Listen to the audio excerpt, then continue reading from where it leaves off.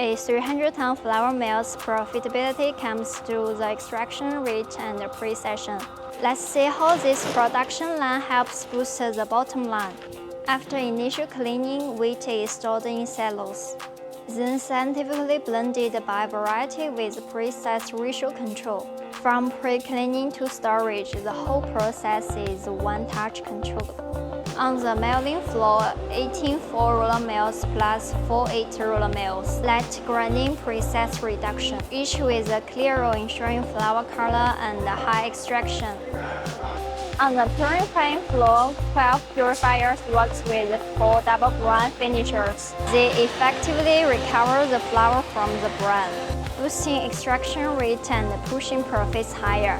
8 six-compartment plansifters grade and sift flour in multiple layers.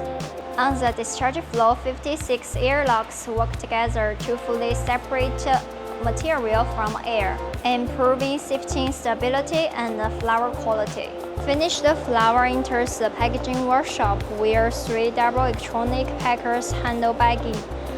Highly automated, less labor, high efficiency, and stable output. From blending to packaging, every piece of equipment is monitored on the central control screen.